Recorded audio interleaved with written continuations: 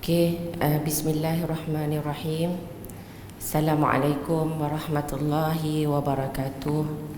Alhamdulillah, nahmaduhu wa nasta'inuhu wa nastaghfiruh wa na'udzu billahi min syururi anfusina wa min sayyiati a'malina. Man yahdihillahu fala mudilla lahu wa man yudlil fala hadiya lahu. Asyhadu an la ilaha illallah wahdahu la syarika lahu wa ashhadu anna Muhammadan abduhu wa rasuluh. Amma ba'd. Rabbi shrah li sadri wa yassir li amri wahlul 'uqdatam min lisani yafqahu qawli. Pertama sekali terima kasih saya ucapkan kepada Al-Fadhil Ustazah Azizah selaku moderator dan juga AJK Masjid Alwi. Terima kasih. Dan seterusnya sidang hadirat adik-adik, anak-anak yang dirahmati oleh Allah Subhanahu Wa Taala.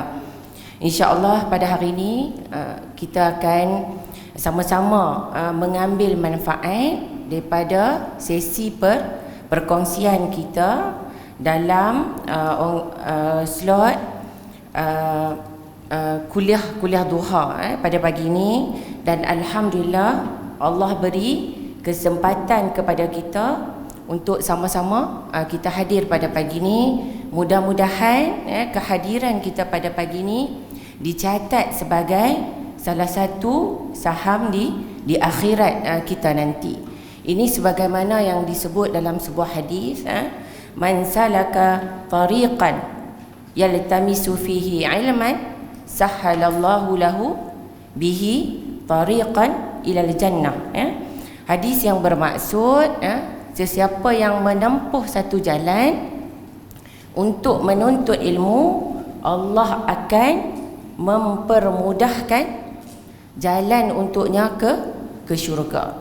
Jadi kita harap dengan kehadiran kita pada pagi ini dicatat, Allah catat pahala bagi kita dan dianggap sebagai salah satu cara untuk mempermudahkan kita masuk ke dalam syurga. Jadi hadirat yang dirahmati oleh Allah Subhanahu Wa Taala sekalian, hari ini kita akan bincangkan, kalau tengok dekat poster tu, tajuk kita pada pagi ini ialah doa ma'thur dari sunnah.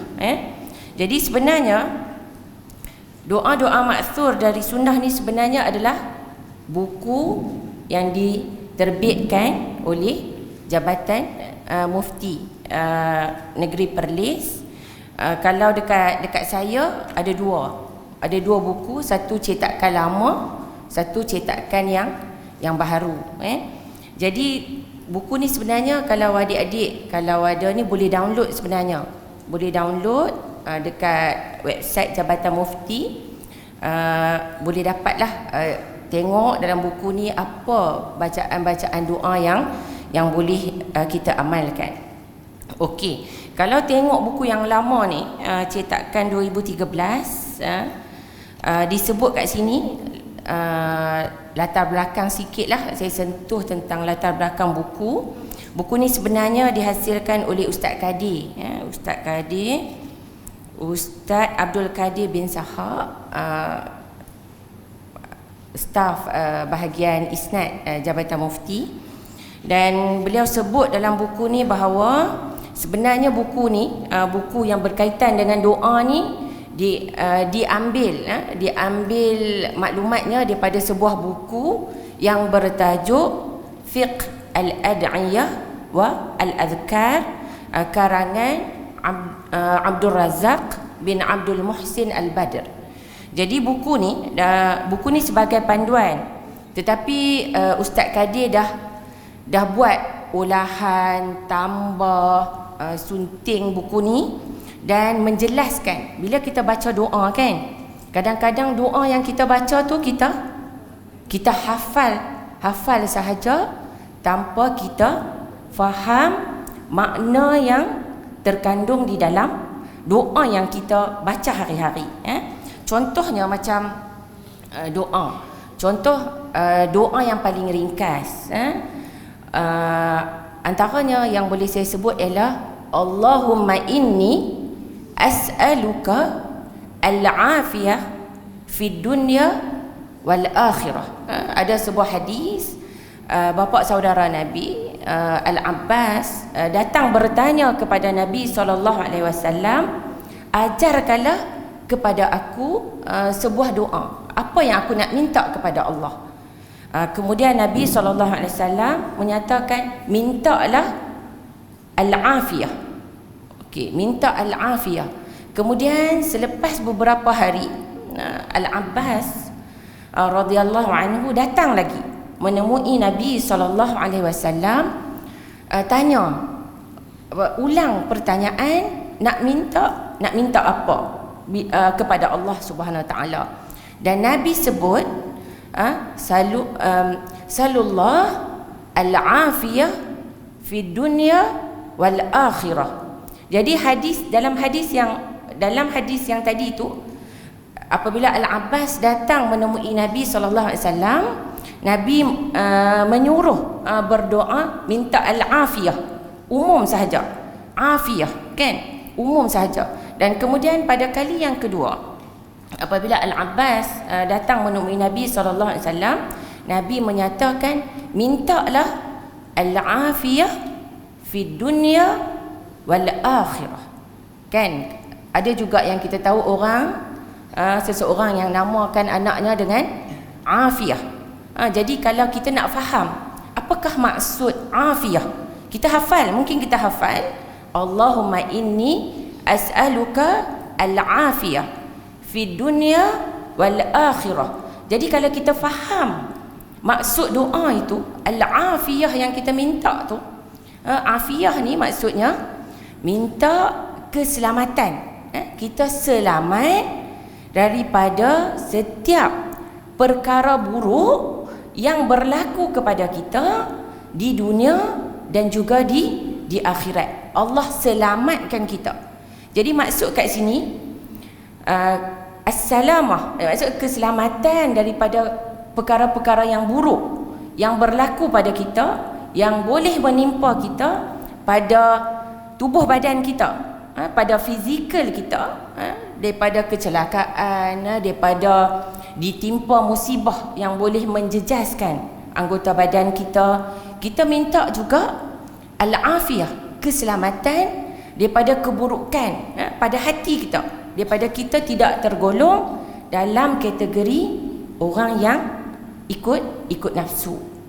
Allah bagi kat kita, maksudnya kat sini yang kita minta afiah tu ialah kita minta kebaikan.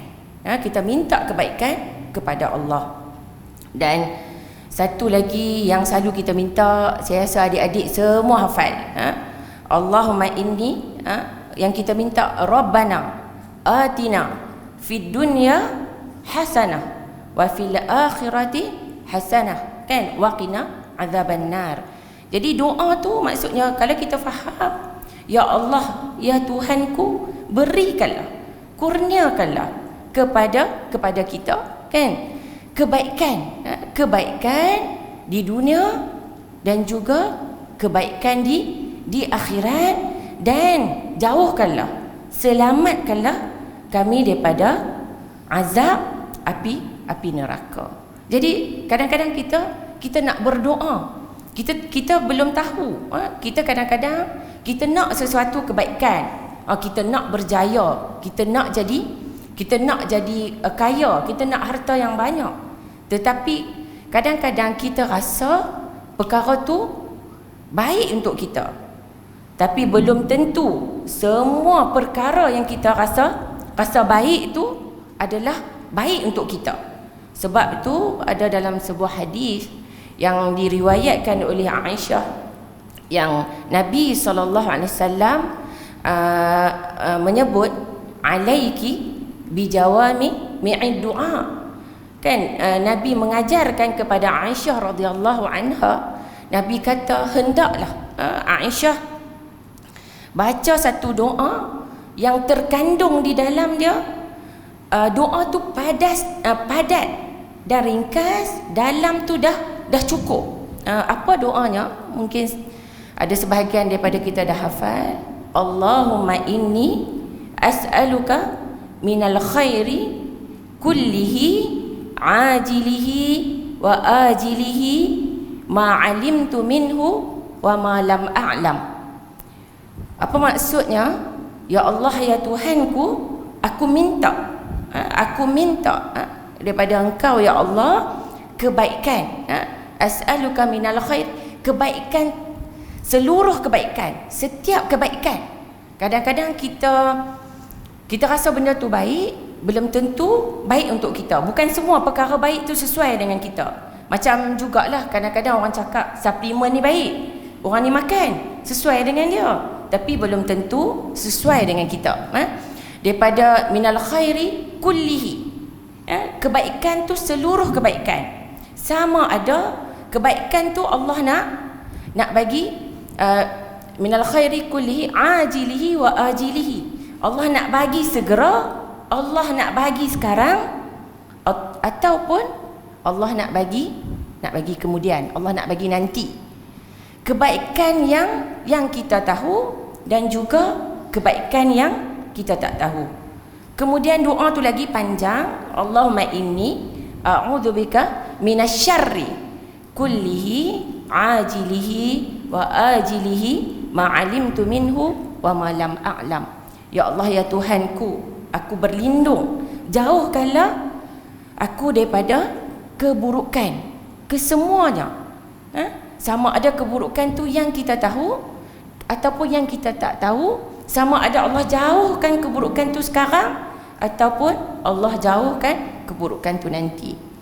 Allahumma inni as'alukal jannah wa ma qarraba ilaiha min qawlin aw amalin aw fi'lin. Ya Allah, ya Tuhanku, aku mohon syurga dan apa yang dapat membawa aku kepada syurga daripada segi apa yang aku cakap dan apa yang aku buat. Dan doa tu panjang. Kalau adik-adik dapat hafal, ini ada doa yang bagus. Itu yang saya sebut tadi, apa yang disebut oleh Ustaz Kadir tadi. Hasratnya ialah bila nak hasil buku ni, doa tu bukan sekadar kita hafal, tetapi kita faham.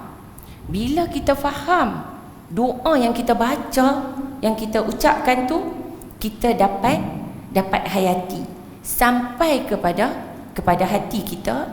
Dan inilah menjadikan doa yang kita baca tu, bila kita baca dengan penuh khusyuk, kita tumpukan sepenuh perhatian, doa tu adalah salah satu daripada bentuk-bentuk doa yang Allah makbulkan. Kadang-kadang kita berdoa, kita cukup syarat je, cepat-cepat, kita berdoa cepat, kita tak faham, kita hafal, dan lebih malang lagi kita tak berdoa langsung.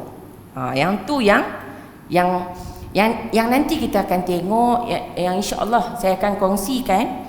Kalau dalam buku ni saya akan sentuh tentang kepentingan berdoa. Bila baca buku ni, sebenarnya saya rasa saya sendiri bila saya baca, itu yang saya suka kalau kuliah, bukan saja saya kongsikan, tapi saya juga dapat ilmu untuk kita baiki lagi mana-mana yang kita rasa kita kurang.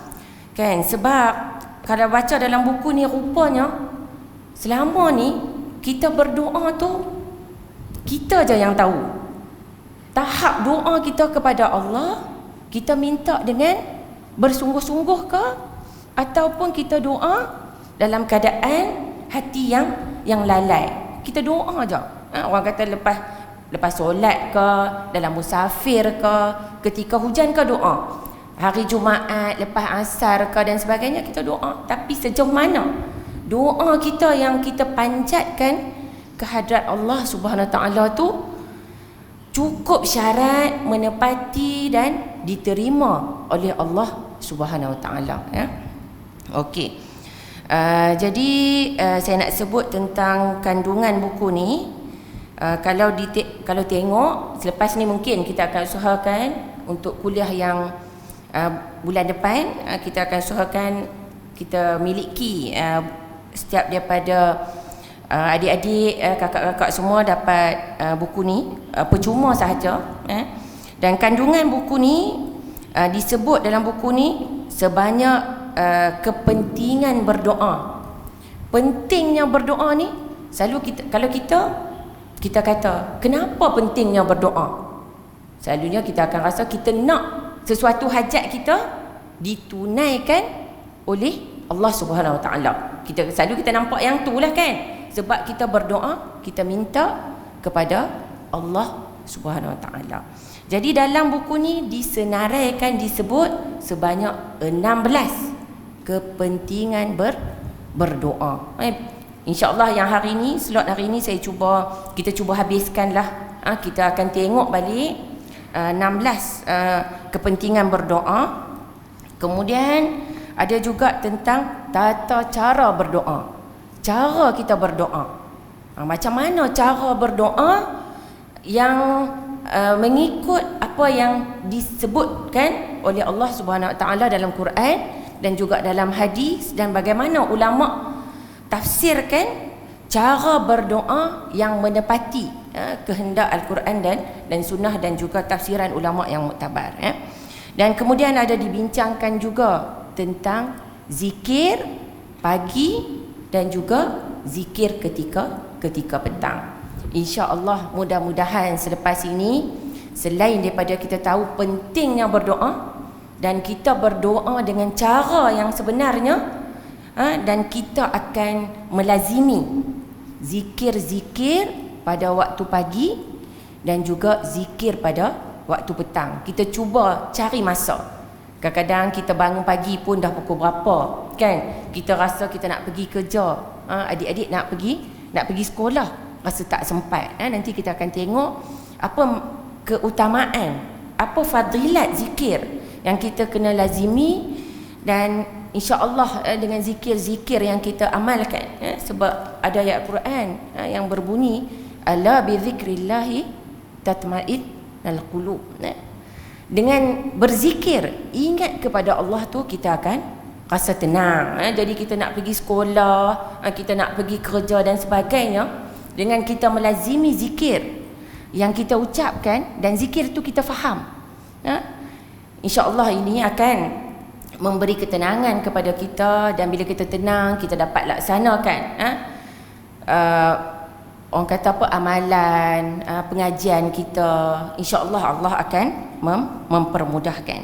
Dan selain itu disebut juga tentang kelebihan dan keberkatan waktu pagi. Ini berkatnya tentang waktu pagi. Dan kemudian dalam buku ni disebut sebanyak 47 buah zikir dan doa. Jadi kita cuba baca zikir dan doa ni, kita habiskan dalam slot kuliah duha ni. Kita insya-Allah perkara ni kita akan sama-sama ambil manfaat. Okey, kalau apa yang saya nak sebut juga, apa yang disebut oleh dalam buku ni, dalam kata pengantar oleh Sahibus Samaha Datuk Mufti, disebut sebenarnya doa dalam buku ni kita jadi amalan. Dan doa-doa ni sebenarnya adalah berdasarkan kepada doa-doa yang diambil daripada hadis-hadis yang sahih. Hadis ada kan?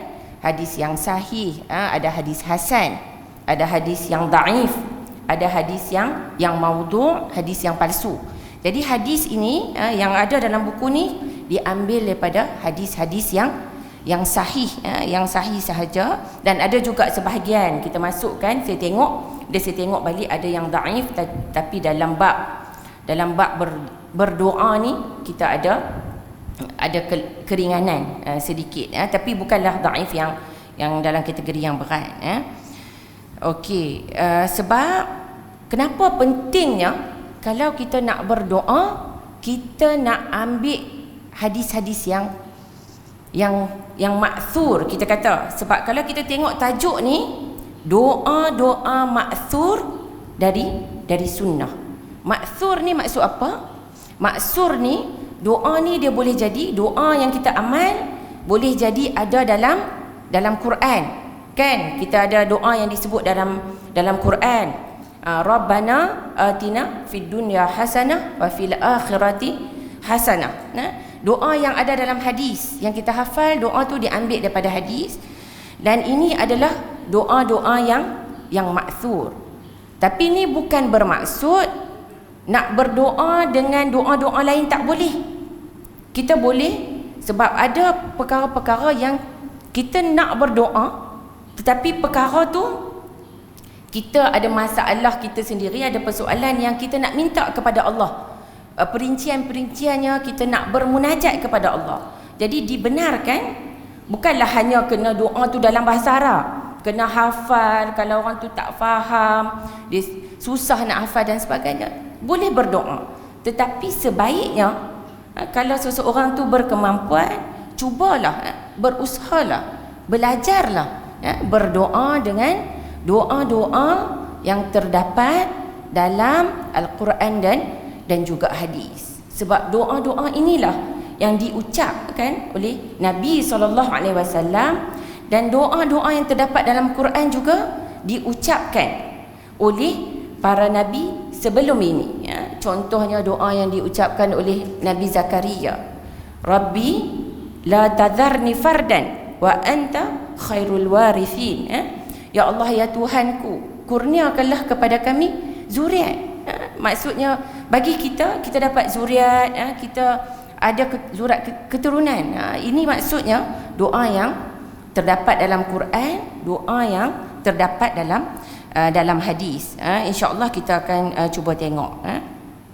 Okey, kalau kita sebut tentang doa, macam saya dah sebut tadi, setiap hari kita memang berdoa.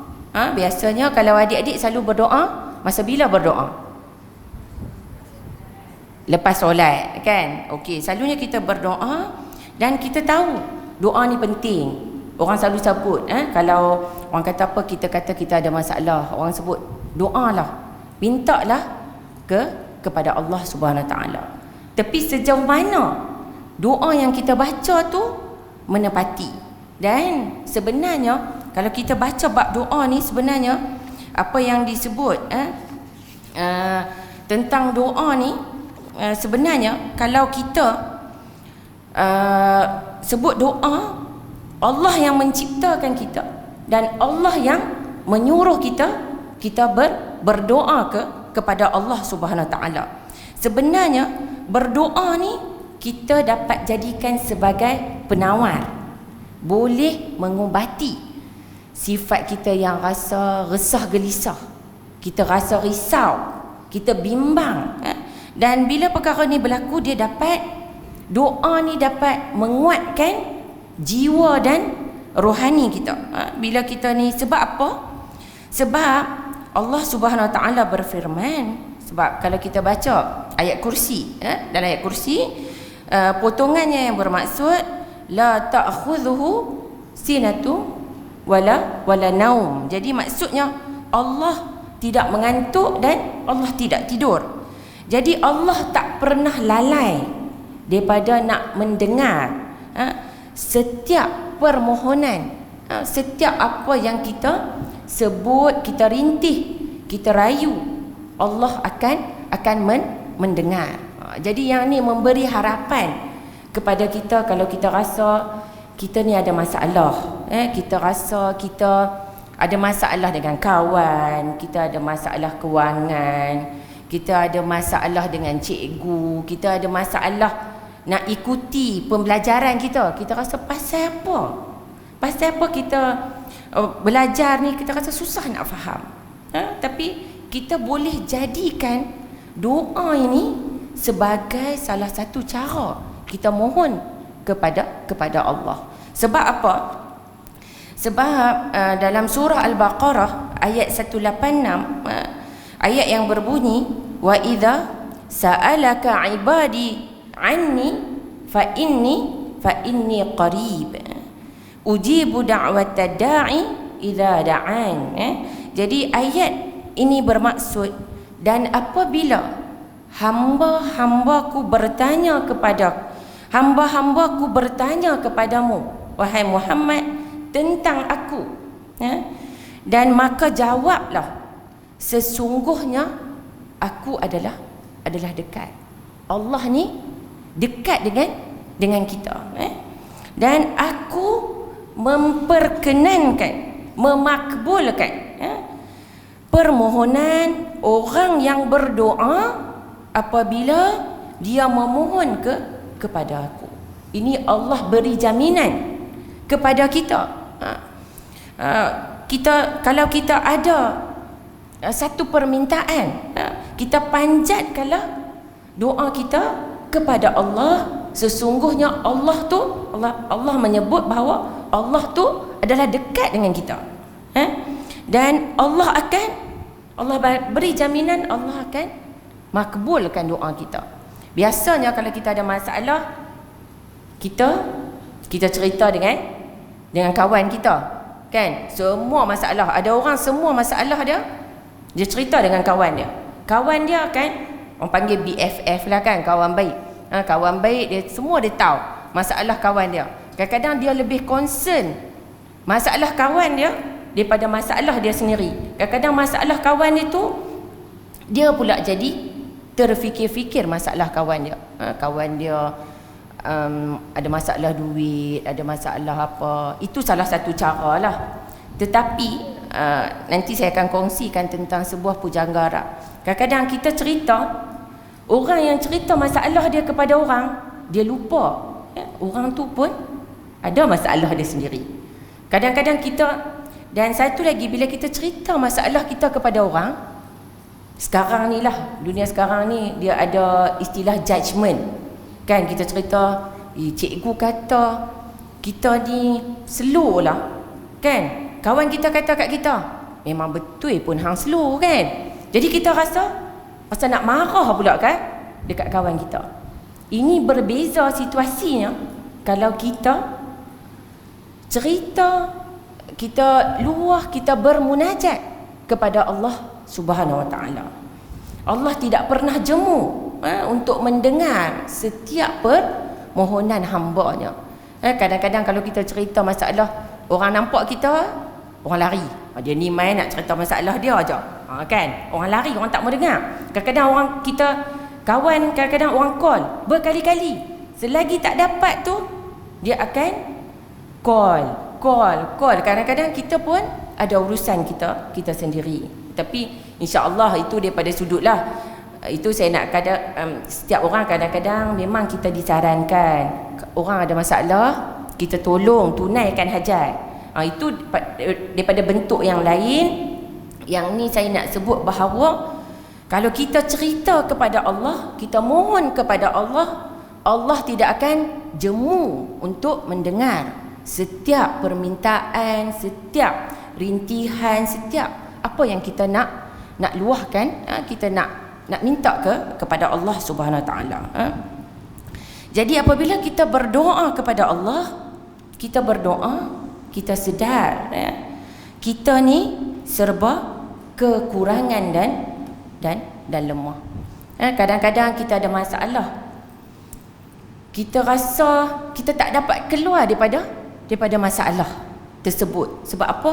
Sebab kita tak berdaya, kita tak ada kuasa nak menyelesaikan masalah tersebut.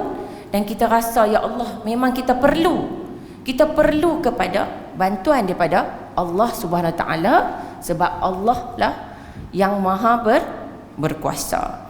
Dan ada dalam sebuah hadis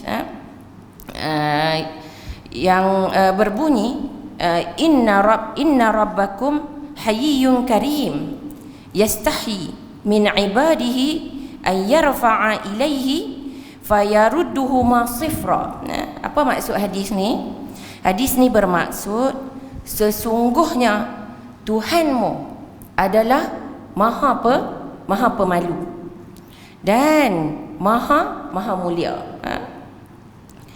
Dan Allah malu dengan hambanya yang macam mana? Hambanya yang mengangkat kedua-dua belah tangannya berdoa kepadanya dan kemudian menjatuhkan tangannya dalam keadaan tidak memperolehi sesuatu. Maksudnya betapa kita ni diminta untuk berdoa, dan disebut dalam hadis ni Allah malu dengan hambanya yang menadah kedua belah tangan minta dan tidak diberikan permintaan tersebut. Tapi nanti saya akan sebut juga kepentingan berdoa kita kena faham.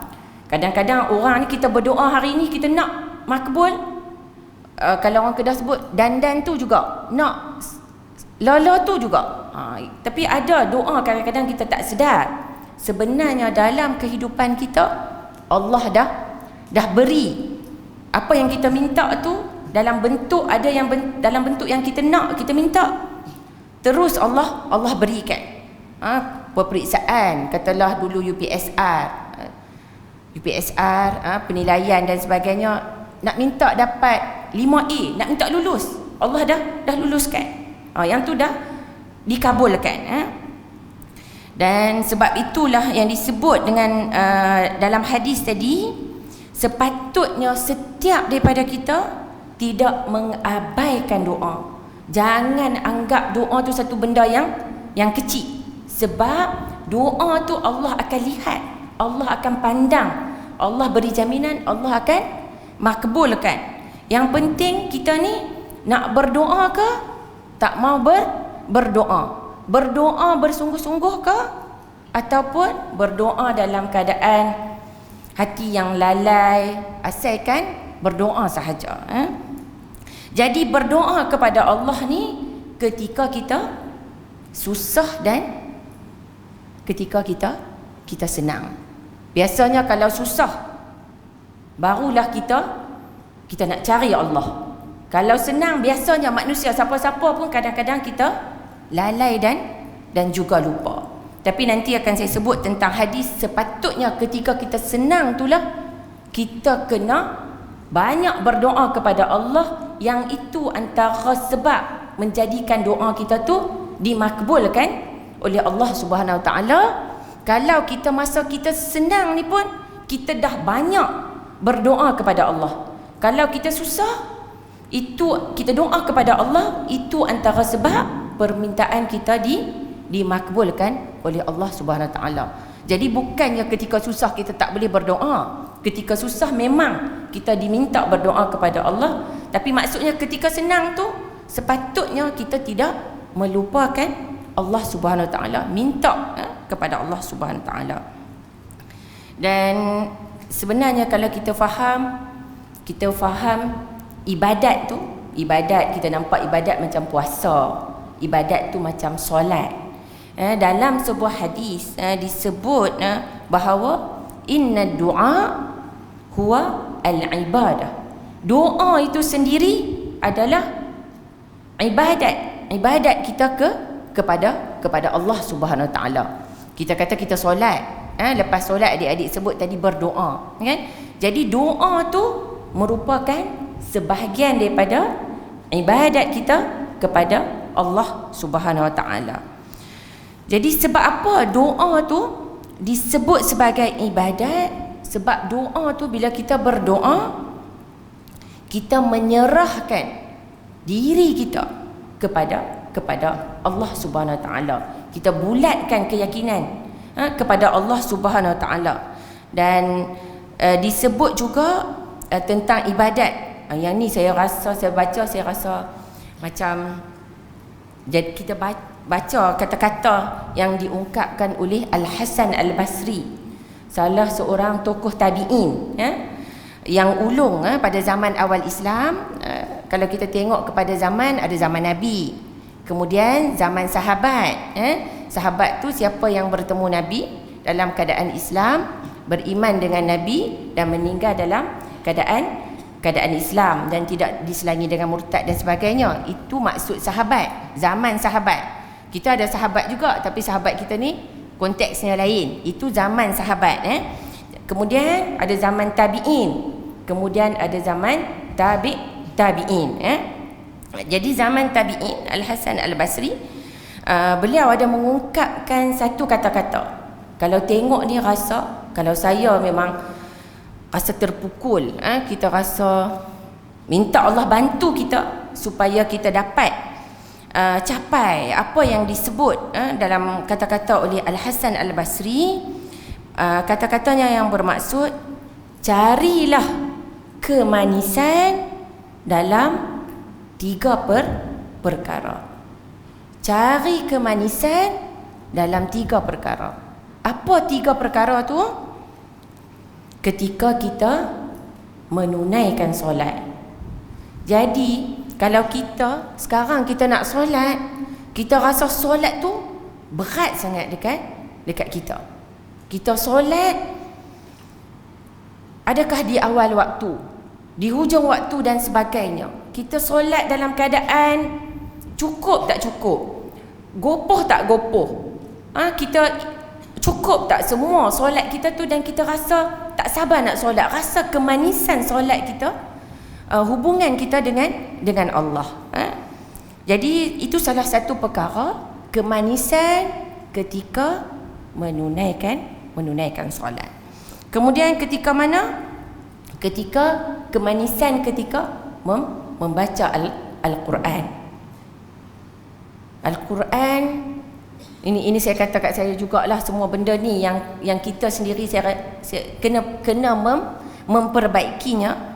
Maksudnya kalau kita baca Quran tu, kita rasa seronok, kita rasa kemanisan. Adakah kita sampai ke tahap tu ataupun belum? Mudah-mudahan Allah bantu kita. Ni kita nak baca Quran pun, kita target at least kita baca Quran satu hari satu halaman. Tu pun kadang-kadang tak, ada hari yang kita tak baca, kan, kita sibuk dan sebagainya, kita tak baca. Jadi kita cuba cari. Dan lagi satu, kemanisan ketika berdoa. Okey, jadi carilah kemanisan dalam solat, dalam ketika kita baca Quran, dan juga ketika kita berdoa. Kalau kamu memperolehinya, kalau kita dapat 3 perkara tu, jaga benda tu, jaga 3 perkara tu, peliharalah dan bertahmidlah kepada Allah Subhanahu Wa Taala atas kurnia Allah yang bagi. Allah yang bagi kurniaan tersebut. Dan jika kamu tidak memperolehinya, kalau kita tak dapat rasa benda tu, maka ketahuilah bahawa pintu-pintu kebaikan telah tertutup buatmu. Takut baca ni. Kalau kita tak rasa 3 benda ni, apa yang disebut pintu-pintu kebaikan telah tertutup buatmu. Jadi yang ni kita tak boleh lah kita tengok, kita tak rasa 3 benda ni, kita kata kita ni tak ada kebaikan apa dah, kita berputus asa. Tapi sebenarnya kata-kata ni kita lihat dalam bentuk yang positif. Kita nak baiki lagi solat kita nak baiki lagi bacaan Quran kita. Bukan kita baca kita nak lawan, kita dah khatam dah, kita dah habis dah sehari, tapi kita juga baca Quran, kita tadabbur, kita faham maksud dia, sampai dapat kita tengok kekuasaan Allah, munasabah, orang kata apa, kaitan ayat demi ayat, ayat dengan surah dan sebagainya. Dan juga kemanisan kita berdoa. Jadi doa, dalam doa kita kepada Allah ada kemanisan. Dan saya nak kongsi juga sebuah doa yang terdapat dalam hadis. Kita rasa, kalau kita tak rasa lagi 3 perkara ni, kita minta Allah berikan kepada kita hidayah. Mungkin ada yang hafal, Allahumma inni as'alukal huda. Ada hafal tak? Allahumma inni as'alukal huda wat tuqa wal afafa fawal ghina. Pendek je. Ni antara doa yang termasuk dalam kategori jawami'. Maksudnya doa dia ringkas, tetapi dah padat menyeluruh. Ya Allah, ya Tuhanku, aku minta, aku mohon, as'aluka al-huda. Huda ni maksud apa? Maksud petunjuk, maksud hidayah. Kita minta ke Allah hidayah, hidayah yang lengkap, hidayah yang sempurna. Kita minta ke Allah. Allahumma inni as'aluka al-huda wat-tuqa. Minta ketakwaan. Minta sifat takwa tu ada dalam diri kita. Maksudnya takwa ni kita melakukan apa yang Allah suruh, kita tinggalkan apa yang Allah larang, dan kita boleh lakukan perkara ni. Kemudian Allahumma inni as'alukal huda wat-tuqa wal-afa wal-afaf. Iffah. Apa maksud iffah? Keselamatan. Keselamatan daripada apa? Allah pelihara kita daripada setiap ada ulama tafsir sebagai Allah jauhkan kita agar kita tidak terjebak melakukan dosa. Agar kita, iffah ni maksudnya kita tidak melakukan maksiat. Kita tidak melakukan perkara-perkara yang diharamkan oleh Allah Subhanahu Wa Taala. Minta, ini antara 3 perkara. Al-ghina. Ghina ni ghani. Kita tahu ghani itu maksudnya kaya. Semua orang nak jadi kaya, betul tak? Kan sekarang ada influencer dan sebagainya kata tak payah SPM dan sebagainya. Ni luar konteks sikit, tapi kaya yang dimaksudkan dalam hadis ni, ghina ni kaya apa? Kaya jiwa. Kaya jiwa maksud kat sini disebut sebagai bila jiwa kita dah rasa cukup dengan apa yang Allah berikan kepada kita, kita tidak mengharapkan pertolongan manusia. Kita tak bergantung kepada manusia. Kita ditimpa kesempitan, kita ada masalah kewangan, kita tak menjadikan orang sebagai sumber kita nak menyelesaikan masalah kesempitan hidup kita. Kita minta pertolongan, orang bagi bantuan. Okey, kita dah dapat bantuan, kita berhutang. Berhutang dengan orang ini, berhutang dengan orang ini dan sebagainya. Tetapi kalau kita faham Islam tu, kita akan minta bantuan Allah, tapi bukannya kita nak kaya tu kita berdoa sahaja. Itu antara salah satu cara. Tapi kita juga kena berusaha mencari rezeki. Buatlah part time kerja dan sebagainya. Itu antara salah satu cara.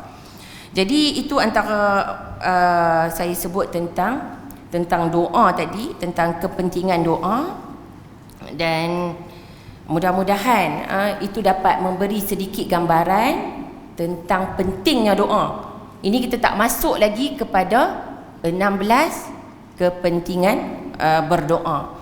Dan sebelum itu saya nak kongsikan juga, kalau kita sebut doa, lebih baik kita faham dulu apakah yang dimaksudkan dengan doa.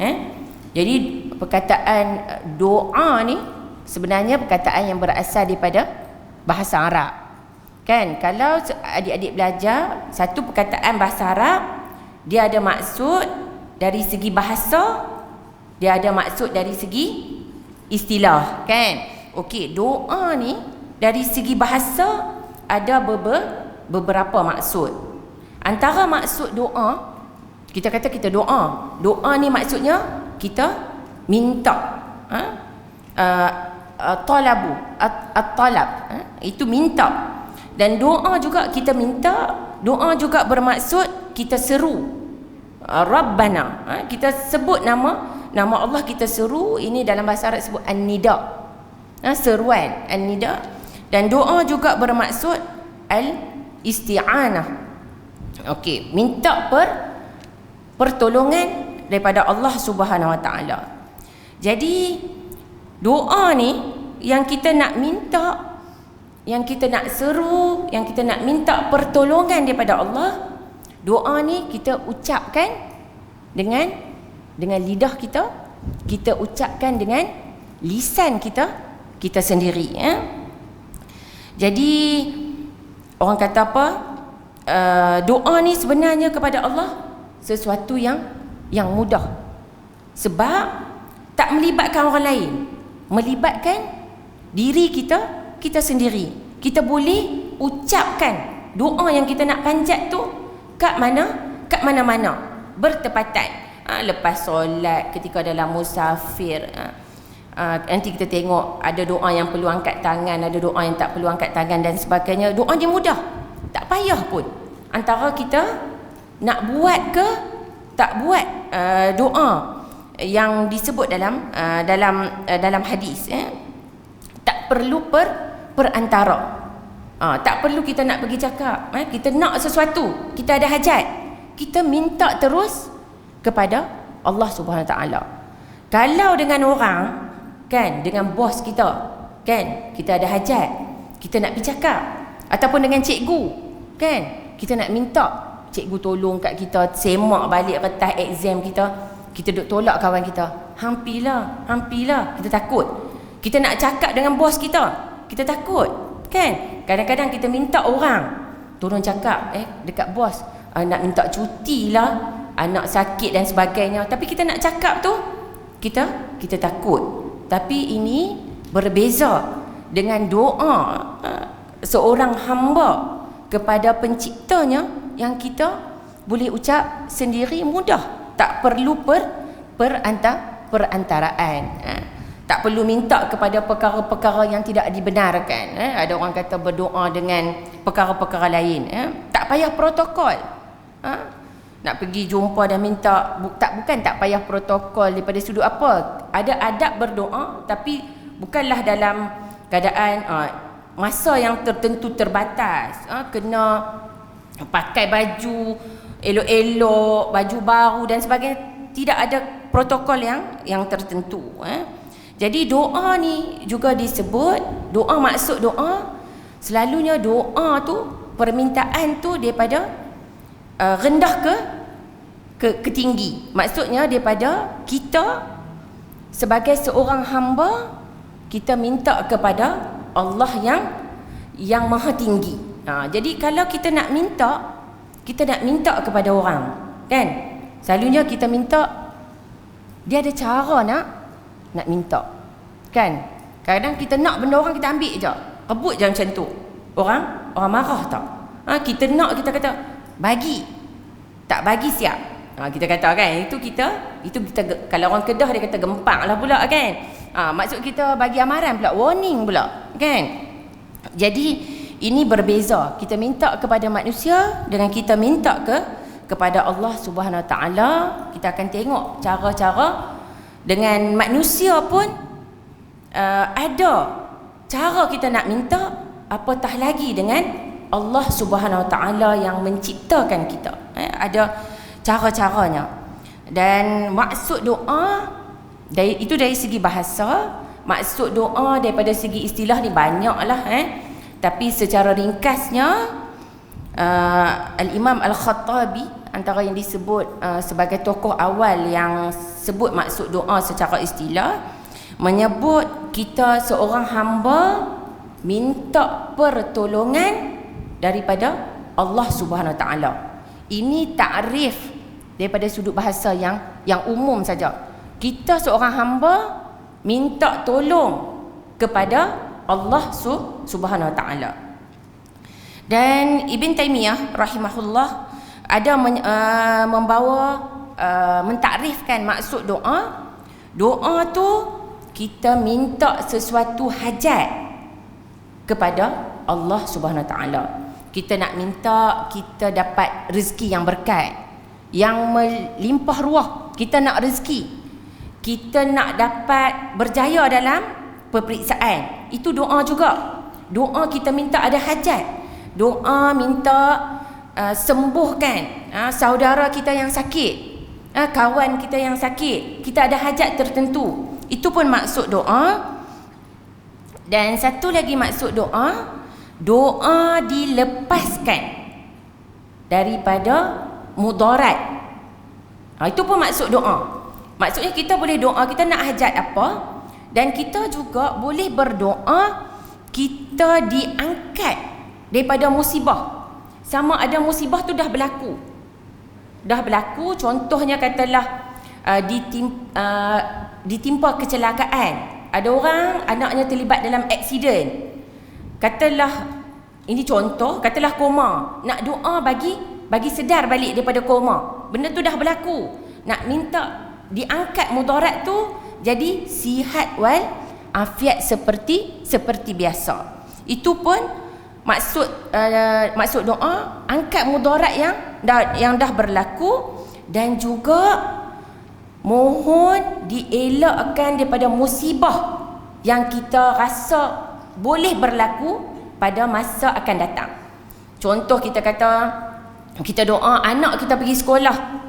Kadang-kadang bila kita hantar anak pergi sekolah, kita nak anak kita, maksudnya keadaan dia baik-baik saja, kan? Maksudnya tidak berlaku kecelakaan, anak pergi sekolah naik van ke, ataupun di sekolah terlibat dengan aktiviti dalam sukan ke. Maksudnya Allah jauhkan daripada mudarat yang perkara-perkara seharian yang berlaku dalam kehidupan kita.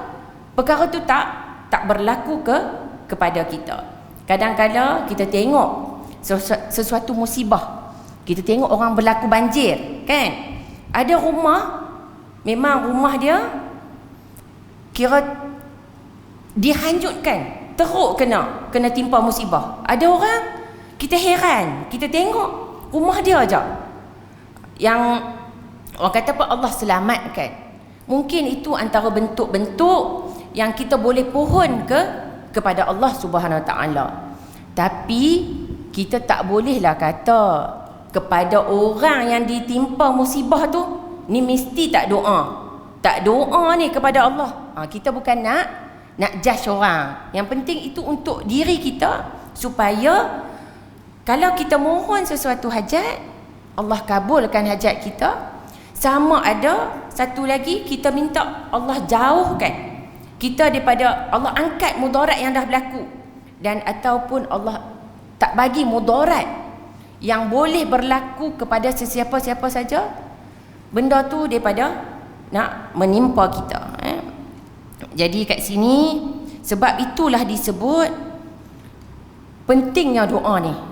Jadi kita minta kehidupan kita, semua orang nak dalam kehidupan dia, semua nak yang baik-baik sahaja. Betul tak? Kita nak berjaya. Adakah orang yang nak dia gagal?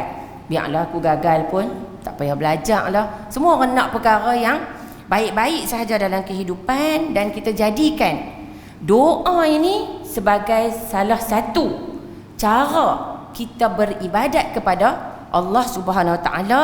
Dan sebab itulah maksud solat. Solat dari segi bahasa maksudnya apa? Maksud berdoa. Itu yang lebih lagi besar daripada itu. Solat dari segi bahasa bermaksud doa, sebab dalam solat tu ada bacaan doa-doa dan juga zikir-zikir yang kita baca. Dan even kalau dalam solat tu, ketika kita sujud, kan ada hadis yang disebut Allah paling dekat dengan seseorang hamba ketika dia bersujud. Maka banyakkanlah berdoa ketika kita sujud. Ini antara apa yang disebut. Dan tadi saya sebut kalau solat tu maksud dari segi bahasanya maksud berdoa. Dan solat tu bukan hanya ada doa, ada juga zikir-zikir yang tertentu. Beza tak doa dengan zikir? Beza tak doa dengan zikir? Jadi doa dengan zikir ni sangat berkait rapat. Doa tu merupakan salah satu bentuk zikir. Zikir ni maksudnya kita ingat kepada Allah. Baca Al-Quran, zikir. Solat pun zikir. Jadi zikir ni luas, dan ulama sebut taat, semua ketaatan kita kepada Allah dianggap sebagai zikir kepada Allah. Tapi ada zikir yang berbentuk bacaan yang khusus. Ada zikir pagi, ada zikir petang. Jadi itu antara maksud doa dan juga zikir. Kemudian kita, itu antara apa yang saya sebut. Yang ni barulah kita masuk kepada, kalau dalam buku ni barulah kita masuk kepada kepentingan berdoa. Pasal apa? Kenapa pentingnya berdoa ini? Menurut apa yang disebut dalam Al-Quran dan apa yang disebut dalam hadis Nabi SAW. Jadi kita tahulah, memang kita tahu doa ni penting. Doa ni dia ada hasil, dia ada rahsia yang sangat besar. Yang pertama sekali, kalau tengok dia dalam buku ni, disebut kepentingan doa yang pertama ialah doa ini merupakan salah satu bukti kita taat kepada perintah dan suruhan Allah Subhanahu Wa Taala. Doa ni sebenarnya kita minta untuk diri kita. Betul tak? Yang kita minta ni, kita minta kepada Allah Subhanahu Wa Taala. Allah sebenarnya tak rugi apa-apa pun dalam hal ini, tetapi nak menunjukkan bahawa Allah yang menyuruh kita berdoa. Ini berdasarkan surah Ghafir ayat 60, ayat yang berbunyi wa qala rabbukum ud'uni astajib lakum. Allah, ayat yang bermaksud Allah Subhanahu Wa Taala, Tuhan kamu berfirman. Allah berfirman, Allah berkata, berdoalah. Jadi ini berbentuk suruhan. Allah suruh kita berdoa. Dan ayat tu diikuti berdoalah. Nescaya aku akan memperkenankan doa kamu. Jadi berdoalah. Jadi kat sini Allah suruh kita berdoa.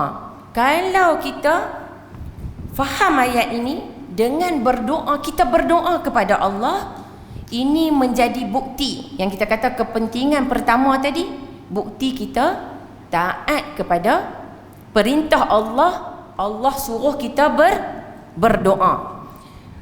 Ud'uni, itu penting, berdoa kepada Allah. Bukan kita minta kepada selain daripada Allah. Perkara ni jelas. Nak minta kepada Allah Subhanahu Wa Taala semata-mata. Sebab Allah lah yang akan menunaikan hajat kita.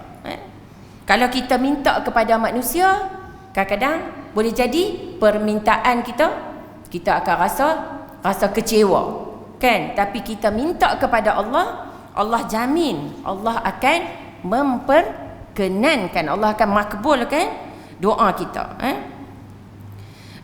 Kemudian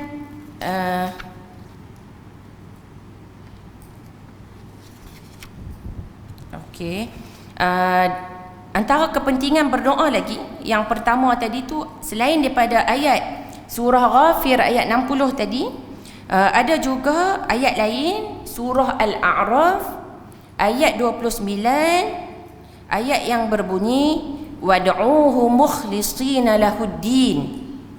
Berdoalah kepada Allah dengan penuh ikhlas dan kepadanya semata-mata, kama bada'akum ta'udun, kerana sebagaimana Allah telah menjadikan kita pada permulaan, dan demikian juga kamu akan kembali kepada Allah. Doalah kepada Allah dengan sebenar-benar ikhlas. Kita sebut je, doa ni kena ikhlas. Senang tak? Senang nak cakap, tapi nak ikhlas tu susah. Sebab ikhlas ni, kita buat satu perkara memang kerana Allah semata-mata. Kita belajar ni sebab apa? Sebab apa kita belajar? Sebab mak ayah suruh ke? Ke sebab wajib ke? Wajib mai sekolah, tak mai sekolah. Macam mana kita nak hadirkan ikhlas kita tu? Kan? Kita datang pagi ni. Kalau ikut hati kita pagi ni, kita nak duduk kat asrama. Betul tak?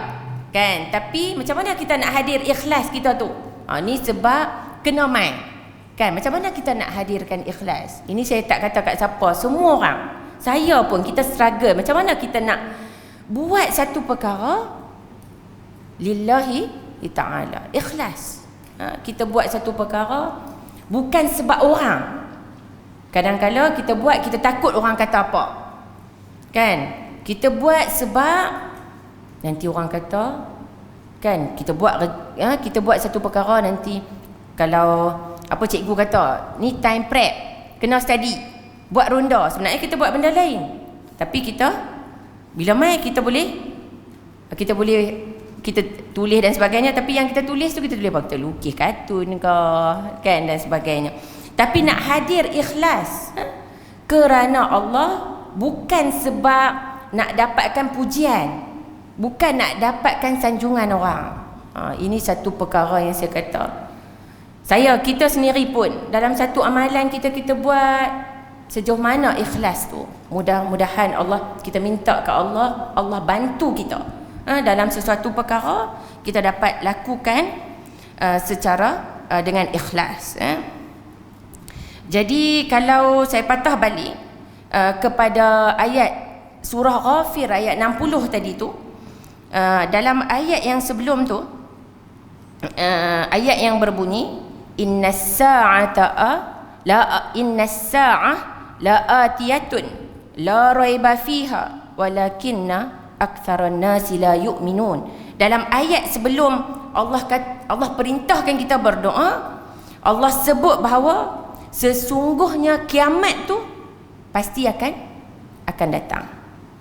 Tidak ada ragu-ragu lagi. Tetapi kebanyakan manusia tidak beriman. Kita dah beriman, tapi nak cakap kata, kalau tengok flow ayat, munasabah ayat, dalam keadaan kita yang semakin hampir dengan hari kiamat ni, kan, kalau kita tengok dulu banyak perkara yang kita rasa cepat sangat berlaku perubahan. Dulu mana ada nak order makanan, Foodpanda, Grab, kan, semua kena tunggu teksi, semua perkara-perkara tu yang kita rasa banyak. Ada kan selalu orang cakap, ni tanda nak kiamat dah ni. Kita sebut kiamat macam dah dekat.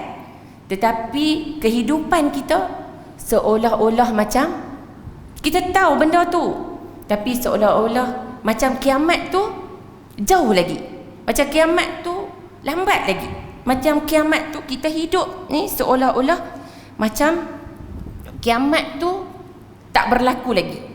Kita hidup dalam keadaan lalai, jadi kita minta kepada Allah Subhanahu Wa Taala, Allah bantu kita. Kita tergolong dalam kategori orang yang beriman, yang tidak, orang kata apa, tidak berani untuk melakukan dosa. Okey. Kemudian dalam ayat ni, maksud doa dalam ayat ni, ada yang ulama sebut surah Ghafir ni maksud beribadat. Minta yang wa qala rabbukum ud'uni, ada juga tafsiran sebagai maksud beribadat, beribadat kepada Allah. Tapi ada juga maksud pohon doa. Dan doa ini pun sebagai salah satu bentuk ibadat kita kepada Allah Subhanahu Wa Taala. Maksudnya kat sini pemurahnya Allah tu, doa tu pun kita minta kepada Allah, doa tu pun dah dianggap sebagai ibadat. Senang nak melakukan ibadat, berdoa tu pun termasuk salah satu bentuk ibadat. Okey. Okey, itu kepentingan yang kedua. Bebas. Yang pertama, kita berdoa, kita termasuk dalam kategori hamba yang taat Allah suruh kita berdoa, kita berdoa kepada Allah. Itu yang kepentingan yang pertama. Yang kedua, bebas dari sifat takabur. Kita berdoa sebenarnya, kita berdoa, kita minta untuk kita. Tapi ini pun ada kaitan dengan ayat Al-Quran yang tadi tu, surah Ghafir ayat 60 tadi tu. Kemudian ayat tu ada lagi potongannya. Wa qala rabbukum ud'uni astajib lakum innal ladzina yastakbiruna an ibadati sayadkhuluna jahannama dakhirin. Jadi maksudnya, berdoalah kepada kamu kepada aku, nescaya aku akan memperkenankan doa kamu. Dan ayat seterusnya lepas Allah suruh kita berdoa, Allah menyebut bahawa sesungguhnya orang-orang yang sombong, takabur daripada beribadat dan berdoa kepada aku, dia akan masuk neraka Jahannam dalam keadaan yang hina. Jadi pentingnya doa ni, kalau kita berdoa kepada Allah, kita tidak termasuk dalam kategori orang yang takabur. Orang yang takabur, dia tak berdoa dan beribadat kepada Allah, dia akan masuk neraka Jahannam dalam keadaan hina. Na'udzubillah. Dan saya nak share juga kat sini apa yang disebut oleh Al-Imam Asy-Syaukani tentang ayat ni. Nak sifatkan, beliau menyebut bahawa ayat yang mulia ini, beliau sebutkan sebagai ayat yang mulia ni, menunjukkan bahawa doa ni termasuk dalam kategori ibadah. Allah Subhanahu Wa Taala menyuruh hambanya untuk berdoa kepada Allah. Sesungguhnya orang-orang yang sombong, takabur daripada beribadah dan berdoa kepadaku. Jadi Al-Imam Asy-Syaukani menyebut faedah daripada ayat ni, doa itu adalah ibadah, dan poin yang penting ialah meninggalkan doa kepada Allah. Yang ni poinnya. Kalau orang tu dia tak berdoa kepada Allah, orang itu termasuk dalam kategori ada elemen takabur dia. Orang tu tak berdoa adalah satu bentuk takabur. Bagaimana seseorang hamba boleh bertakabur dengan tidak berdoa kepada Tuhan Allah yang telah menciptakannya? Allah dah ciptakan kita dengan sebaik-baik kejadian. Allah dah beri rezeki kepada kita. Kita dapat hadir sekolah sampai kita besar sampai tahap ni. Allah dah menciptakan yang sebelumnya tiada. Sebelum ni kita tak ada. Allah ciptakan kita. Bahkan Allah telah menciptakan alam ini keseluruhannya. Allah pemberi rezeki. Allah lah yang menghidupkan. Allah lah yang mematikan. Allah lah jua yang memberi pahala dan mengenakan balasan ke atas dosa-dosa. Maka tidak ragu lagi, takabur seperti ini adalah sejenis daripada satu benda yang tidak waras, dan salah satu cawangan daripada, dia kata salah satu bentuk daripada bentuk kufur nikmat. Allah dah bagi kat kita macam-macam dalam kehidupan kita. Kita dah berjaya, Allah berikan zuriat, Allah berikan harta, Allah berikan kepada kita akal, dan sebagainya. Allah dah cipta kita. Kemudian kita tidak berdoa, kita tidak mengambil berat tentang doa, kita tinggalkan doa ni. Ini salah satu bentuk takabur yang disebutkan dalam ayat ni. Dan mudah-mudahan kita melazimi doa, minta kepada Allah, kita tidak tergolong dalam kategori orang yang takabur, yang masuk ke dalam neraka dalam keadaan yang hina. Na'udzubillah. Kemudian yang ni pun saya dah sebut, doa. Yang ni saya ulang, tapi poinnya ialah pentingnya doa. Doa adalah ibadah. Doa ni adalah ibadah. Yang ni yang disebut dalam hadis riwayat oleh Al-Imam At-Tirmizi, ad-du'a huwal ibadah. Ad-du'a huwal ibadah. Jadi doa ni ada kedudukan yang mulia, antara ibadat yang paling besar yang disukai oleh Allah Subhanahu Wa Taala. Sebab itulah Al-Hakim menyebut bahawa afdalul ibadah ad-du'a. Ibadah yang paling afdal adalah berdoa. Ini juga adalah pandangan yang disebut oleh Syekhul Islam Ibn Taymiyah rahimahullah. Jadi berdoa ini adalah ibadah yang paling afdal. Kenapa? Ibadah yang paling afdal sebab apa? Bila kita berdoa, kita nak minta apa ni? Kita ada kesempitan, kita ada hajat. Kan doa tu maksudnya kita nak minta sesuatu hajat, kita nak dijauhkan daripada sesuatu musibah. Sebab apa? Sebab apa mulia? Sebab nak menunjukkan betapa seorang hamba tu sangat memerlukan Allah dalam hidup dia. Sangat bergantung kepada Allah Subhanahu Wa Taala. Jadi ini menzahirkan rasa kehambaan kita, hinanya kita. Kita tak berkuasa nak buat apa pun. Semuanya dengan kekuasaan yang Allah miliki. Jadi sebab itulah lagi satu, doa ni adalah ibadah. Sebab doa ni dapat mendekatkan diri kita kepada Allah Subhanahu Wa Taala.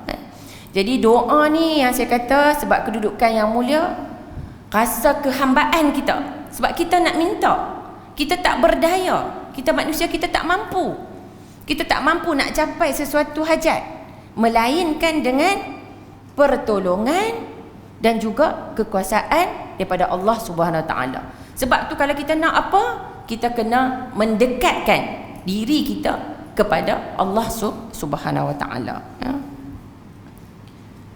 Kita ada masa lagi ke Ustazah? Ya? 15 saya sambung lagi. Kepentingan berdoa, kalau kita tengok kat sini, doa adalah perkara yang paling mulia. Doa, kita taat perintah Allah, kita tak takabur. Doa tu adalah ibadah yang menzahirkan kita ni adalah hamba. Jadi kita perlu dekatkan diri kita dengan Allah Subhanahu Wa Taala, dan doa ini merupakan satu perkara yang paling mulia di sisi Allah Subhanahu Wa Taala. Itu pentingnya. Ini berdasarkan sebuah hadis riwayat Abu Hurairah. Nabi SAW bersabda, "Laisa syai'un akramu 'ala Allah 'azza wa jal min ad-du'a." Apa maksudnya? Tidak ada sesuatu yang lebih mulia di sisi Allah Subhanahu Wa Taala berbanding dengan doa. Doa ni merupakan satu perkara yang paling mulia di sisi Allah Subhanahu Wa Taala. Sebab apa doa ni mulia? Dia berpatah balik tadi, doa adalah ibadah. Okey? Dan doa ni juga, kenapa doa ni mulia? Doa ini menunjukkan bahawa Allah lah yang maha berkuasa. Tak ada siapa yang boleh kabulkan hajat kita kalau Allah tak takdirkan benda tu menjadi hak kita untuk kita nak mendapat sesuatu hajat. Jadi kalau kita minta, Allah boleh berikan. Dan doa ni yang macam saya sebut tadi, doa ni menunjukkan manusia ni dia lemah. Dia memang sangat memerlukan Allah dalam seluruh kehidupan dia. Daripada pagi, tengah hari sampai petang, sampai malam, kita ulang balik, kita memang memerlukan Allah. Sebab itulah Doa ini disifatkan sebagai perkara yang paling mulia di sisi Allah Subhanahu Wa Taala. Dan kepentingan yang kelima, doa adalah sesuatu yang disukai oleh Allah Subhanahu Wa Taala. Ini dalam hadis riwayat Ibn Mas'ud secara marfu', hadis yang berbunyi salullaha min fadlih fa innallaha yuhibbu an yus'al. Maksudnya, mintalah kepada Allah dengan kelebihan yang Allah miliki, kerana sesungguhnya Allah menyukai apabila hamba minta kepada Allah. Allah suka. Kan, ini macam saya sebut tadilah, kalau kita minta ke orang banyak-banyak kali, lama-lama orang pun fed up, orang pun jemu kan. Kita minta, kita nak apa kita minta. Tapi ini berbeza dengan Allah Subhanahu Wa Taala. Allah Ta'ala suka apabila hamba memanjatkan doa kepada Allah. Minta aja, nak minta apa saja.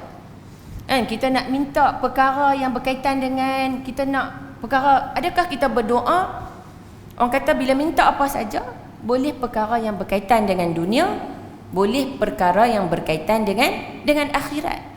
Dalam minta apa, semua benda yang kita nak. Kadang-kadang dalam hidup kita nak, betul tak, kita nak berjaya, kita nak dapat, kita nak berjaya tu dalam exam, kita nak berapa A? Nak semua A. Tapi kita sebut tak dalam doa kita secara spesifik? Tak kan? Tapi sebenarnya kita boleh sebut semua apa yang kita nak secara spesifik. Kita nak berapa A? Kita nak, bukan kita aja yang dapat, sekolah kita dapat, kawan-kawan kita semua dapat. Kita boleh doa apa saja, kita sebut minta kepada Allah Subhanahu Wa Taala, sebab Allah suka. Tapi hadis ni sebenarnya hadis riwayat Al-Imam At-Tirmizi, dan hadis ni dalam kategori hadis yang lemah. Tapi dalam bab berdoa ada keringanan daripada aspek inilah. Tapi yang ni saya kata ada juga yang melihat salah seorang perawi dia tu ada elemen daif, tapi ada yang kata daif berat dan sebagainya. Tapi nanti ini antaralah. Tapi hadis ini dia selaras dengan ayat Quran tadi yang menunjukkan bahawa Allah minta kita berdoa, Allah akan mustajabkan. Tapi kalau sanad hadis ini, hadis kan dia ada sanad, dia ada matan. Sanad hadis ni lemah, ya. Okey. Kemudian yang keenam, apa pentingnya doa? Doa dapat hindarkan kita daripada kemurkaan Allah Subhanahu Wa Taala. Doa jauhkan sifat takabur. Doa perkara yang paling mulia. Doa ni Allah suka. Doa ni dapat elakkan kita daripada Allah marah, murka kepada kita. Ini dalam sebuah hadisnya hadis hasan, Nabi SAW bersabda, man lam yas'alillah yaghdib alaih. Siapa yang tidak berdoa, tidak minta kepada Allah, Allah murka kepadanya. Kita nak, tapi kita tak minta. So kita nak apa-apa, kita minta kepada Allah. Kita minta, kadang-kadang kita nak berjaya, kita kata mak kita tolong doa kat kita, kan? Itu salah satu cara. Tapi kita sendiri minta secara direct kepada Allah Subhanahu Wa Taala, ya. Dan ada yang ni saya share, ada pujangga Arab yang menyebut jangan, kalau ni larangan, jangan sesekali minta daripada anak Adam sesuatu keperluan. Jangan minta. Kalau ikut pujangga Arab ni, jangan minta. Jangan sesekali minta daripada sesama manusia, anak Adam, suatu keperluan. Mintalah kepada Tuhan Allah yang pintu Allah tidak pernah tertutup. Okey? Sesungguhnya Allah murka jika kamu tidak meminta kepadanya. Sedangkan anak Adam apabila diminta kepadanya, dia akan marah. Kan? Ini pujangga menyebutlah, kalau minta kat manusia, dia boleh menimbulkan rasa marah. Awak asyik duk minta aja kat kita, kan? Kita pun naik satu macam, kan? Ini Allah, ini daripada sudut apa yang disebut. Jadi kalau nak apa, minta kepada Allah. Tapi kena logik lah, bukan nak minta reta, bukan nak bagi macam tu. Minta Allah lorongkan kepada kita. Kita ada rezeki, kita ada kemampuan, kita boleh beli kereta. Nak beli kereta cash ke, tak mau buat pinjaman ke dan sebagainya, minta secara spesifik kepada Allah Subhanahu Wa Taala. Dan kepentingan yang ketujuh, yang ni tak ada dalil, tapi nak menunjukkan daripada perbincangan hadis-hadis tadi tu, secara tak langsung ada dalil yang menunjukkan bahawa buktinya penting. Doa ini merupakan bukti kita bertawakal kepada Allah Subhanahu Wa Taala. Tawakal ni maksud apa? Kita sandarkan hati kita hanya kepada Allah Subhanahu Wa Taala. Kita tawakal, dah kita doa, dah kita usaha, kita doa exam kita, kan? Kita nak berjaya, kita serah kepada Allah Subhanahu Wa Taala. Ada orang kadang-kadang dia rasa dia dah usaha ni, tapi dia dapat berapa A sahaja. Kita memang manusia, kita akan rasa kecewa. Tetapi kalau kita yakin dengan Allah, kan? Kita yakin dengan Allah, memang ada hikmah yang tersembunyi, yang Allah tahu. Perkara tu adalah baik untuk kita. Sama ada kita nampak perkara tu sekarang atau perkara tu kemudian nanti. Kita tak boleh salahkan Allah, kenapalah kita dah usaha, kita dah doa, Allah bagi banyak ni. Ada. Mungkin Allah nak bagi kejayaan yang lebih besar pada masa akan datang, ataupun dan sebagainya. Jadi berdoa ni menunjukkan kita bertawakal kepada Allah Subhanahu Wa Taala. Kita serahkan seluruh urusan kita kepada Allah.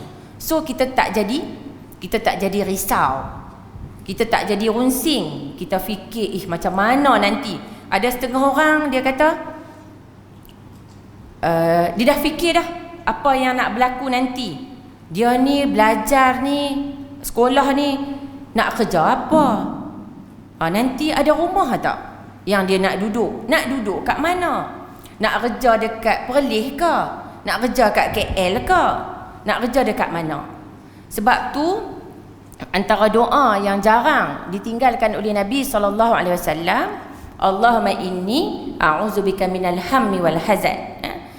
Minta Allah bagi kita berlindung daripada sifat kita risau.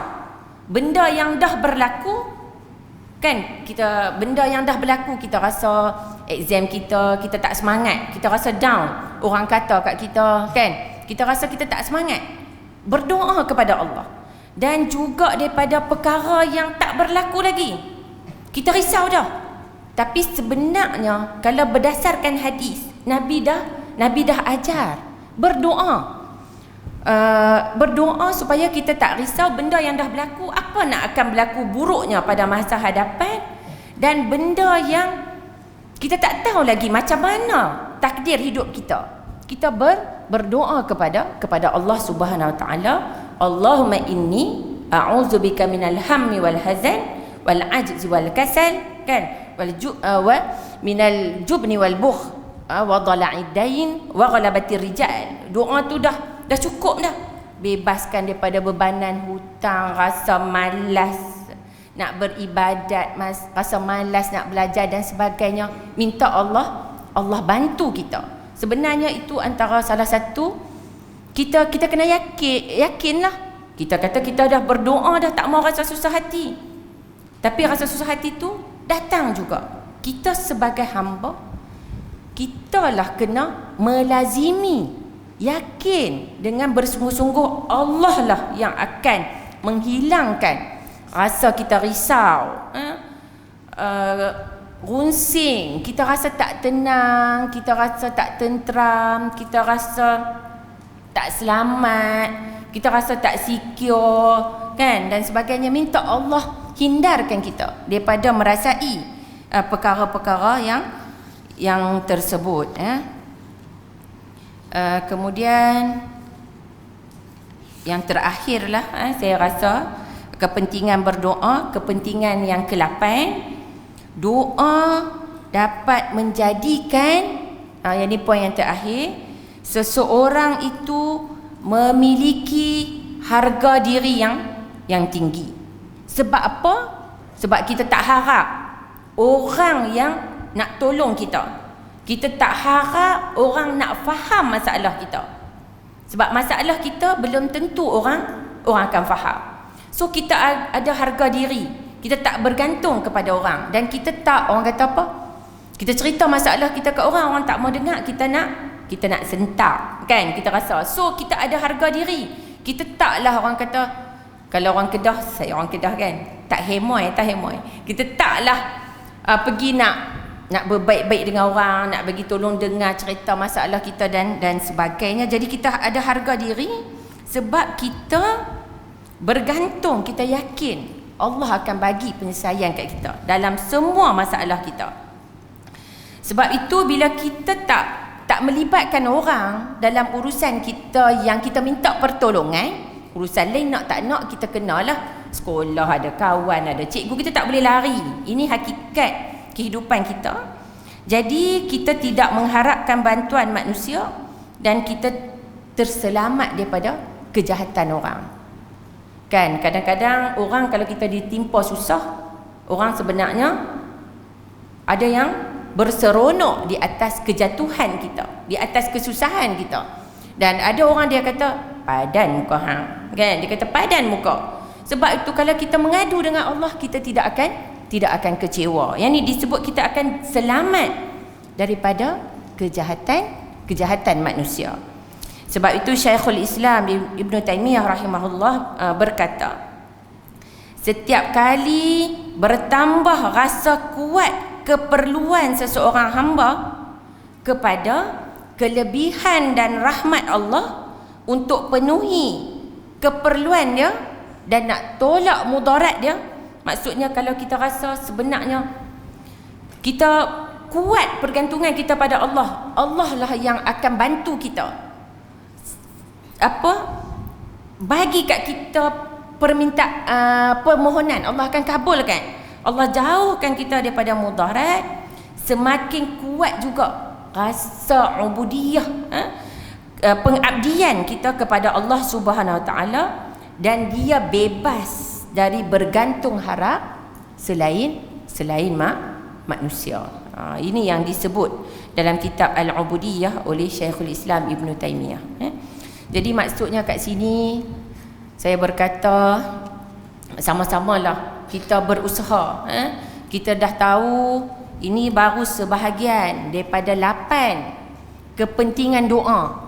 Jadi sekarang kita dah tahu, kita cuba menghayati dan kita cuba amalkan.